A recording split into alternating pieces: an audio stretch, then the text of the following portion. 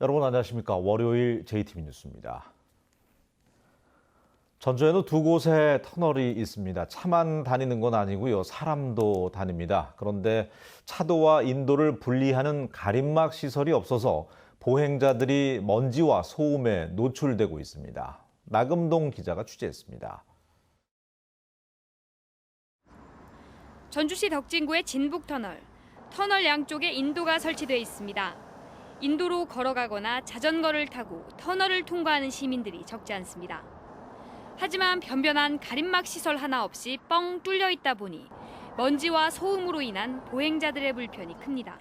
소리도 너무 크고요. 그리고 먼지도 많아가지고 코를 막고 걸어올 정도예요. 여기가 공기도 잘 안 통하고 인도도 협소하고 칸막이도 너무 낮고 불편이 많습니다. 완산구에 있는 어은터널에서도 가림막 시설은 찾아볼 수 없습니다. 전라북도 민원 홈페이지에서는 터널 안 보행자들의 안전과 건강을 위해 차도와 인도를 완전히 분리하는 형태로 가림막을 설치해야 한다는 의견이 나오고 있습니다. 일부 자치단체들은 보행자들의 편의를 위해 이런 터널 안의 인도에 가림막 시설을 설치하고 있습니다. 전주시는 아직까지 사업에 대한 검토도 해보지 않았습니다. 좋은 대기질 환경에서 포용할 수 있는 공간을 만들어 주려고 한다면 그런 것도 필요하다고 생각을 하고 있어요. 근데 지금 현재 이제 그 예산이라든지 이런 부분이 아직 확보가 안 돼 있고. 전주시가 보행 친화적인 도시를 추구하고 있는 만큼 가림막 설치에 대한 고려가 필요해 보입니다. JTB 뉴스 나금동입니다. 대한정치연대가 제3지대 세력을 모아서 신당을 창당하겠다며 민주평화당을 나간 지 벌써 한 달이 훌쩍 지났습니다. 하지만 장담했던 외부 인사 영입 소식은 여전히 들리지 않고 정치권의 상황도 오리무중입니다. 이승환 기자가 보도합니다. 대한정치 앞에 놓인 가장 큰 걸림돌은 조국 장관 문제입니다. 모든 사안이 조 장관 문제에 묻혀 정계 개편 이슈가 전혀 살아나지 않고 있기 때문입니다. 조금은 좀 시간이 필요하다. 이 극한 대립이 어느 정도 양상이 마무리되어 가는 이런 상황을 보면서 제3지대가 뜰 수 있으리라고 저는. 바른미래당 내 갈등이 정리되지 않아 가장 먼저 합류할 것으로 예상했던 호남권 의원들의 거취도 아직은 점치기 어려운 상황. 학계와 언론계 등 다양한 분야에서 모색하고 있는 외부 인사 영입도 지금까지는 감감무소식입니다. 대한정치는 외부 상황과 관계없이 발기인과 당원 등 창당 요건을 갖춰가고 있다며 11월에는 창당이 가능하다는 입장입니다. 하지만 예상보다 살아나지 않는 정계 개편 분위기를 의식한 듯 현실적인 창당 시기는 내년 초까지 더 넉넉하게 늘려잡았습니다. 법적인 또 형식적인 준비 요건은 갖춰가고 있는데 또 경우에 따라서는 조금 늦춰질 수도 있는데 그게 대수겠습니까? 총선이 4월인데. 정계 개편을 유도하겠다며 평화당을 깨고 나왔지만 아직까지 대한정치의 창당 움직임은 요원해 보입니다. 무소식이 희소식이 될 수 있을지 아니면 소리만 요란한 빈수레가 되고 말지 지켜볼 일입니다. JTB 뉴스 이승환입니다. 다음 달에 열리는 제100회 전국체전을 빛낼 팀들을 소개하는 순서입니다. 전북의 유일한 실업축구팀이죠. 전주시민축구단은 잇따라 강팀들을 물리치고 두 대회 연속 메달을 목에 걸었는데요. 올해 대회에서는 우승을 노리고 있습니다. 정원익 기자입니다. 자, 터치 줄이자. 터치 줄이고. 자, 정우 더 당겨가야 돼. 자, 전국체전 경기마다 다윗과 골리앗의 대결로 불려왔습니다. 우린 늘 다윗이었습니다. 하지만 쉽게 지지 않았습니다. 5년 전에는 체전 출전 2년 만에 동메달을 목에 걸어봤습니다. 저희 레벨보다 좀 더 높은 레벨이니까 그래도 너네는 무서울 거 없지 않냐. 그래서 해보자 해서 했던 게 승리까지 가져올 수 있었고 메달까지 가져올 수 있었던 것 같습니다. 부진의 늪에 빠져본 적도 있습니다. 여러 해 동안 순위에 오르지 못했지만 절치부심 2년 전 대회에서 은메달을 따냈습니다.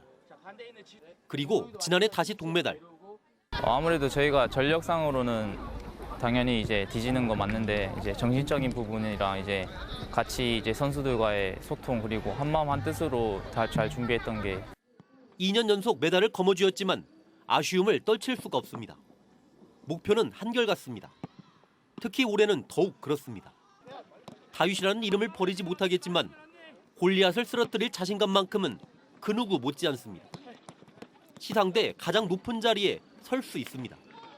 은메달도 따고 동메달도 따봐서 이제 남은 거는 금메달이라고 생각하는데 이번 대회를 금메달로 해서 돌아올 수 있도록 우리가 펼쳐온 기적의 질주가 올해 가장 빛나리라 믿습니다. 전주시민축구단 지수를 위하여! JTB 뉴스 정원익입니다. 장수군이 군민들의 활발한 체육 활동을 위해서 공공스포츠 클럽을 운영합니다. 순창에서는 논에서 음악회가 열려서 색다른 즐거움을 제공했습니다. 주혜인 기자가 자세히 소개합니다. 장수군이 군민들이 적은 비용으로 다양한 체육 활동을 하도록 공공스포츠 클럽을 운영합니다. 운영 종목은 축구와 탁구, 배드민턴 등 3가지로 선수 출신 등 전문 지도자가 강습을 맡습니다. 장수 군민들의 스포츠에 대한 권리를 당당하게 누리고 건강하고 행복한 생활을 할 수 있도록 수준 높은 체육활동 서비스와 다양한 혜택을 제공하도록 힘쓰겠습니다. 벼가 익어가는 논에 그려진 그림이 인상적인 순창군의 한 들녘입니다. 이곳에서 가을 거지를 축하하는 오케스트라 공연이 열려 농민들에게 색다른 즐거움을 안겨줬습니다. 이색적인 문화 공연을 통해서 관람객들에게 호기심과 호응을 얻고 풍성한 가을 속에서 다양한 문화 향유를 느낄 수 있도록 산림청이 실시한 제6회 나라꽃 무궁화 명소 공모에서 완주군이 최우수상을 받았습니다. 완주군은 무궁화 테마 식물원과 무궁화 백리길을 만드는 등 무궁화 선양에 힘쓰고 있습니다. 정읍시 단풍미인 씨름단이 연이은 재능 기부로 호응을 얻고 있습니다. 씨름단은 전주 조촌초에 이어 정읍 칠보초를 찾아 학생들에게 씨름 기술을 직접 교육했습니다. JTB 뉴스 주혜인입니다. 충남 홍성에서 아프리카 돼지열병 의심 신고가 들어옴에 따라서 경계 지역에 대한 방역이 강화됩니다. 전라북도는 충남 홍성의 아프리카 돼지열병 의심 신고가 음성으로 확인됐지만 충남과 경계 지역인 익산과 군산에 거점 소독시설을 추가로 설치하는 방안을 검토하고 있다고 밝혔습니다. 또 구제역과 AI 특별 방역 대책 기간이 시작되는 내일부터는 돼지뿐만 아니라 소와 닭 등 모든 가축 관련 차량도 거점 소독시설에서 소독을 마친 뒤에 농가를 방문하도록 권장하기로 했습니다.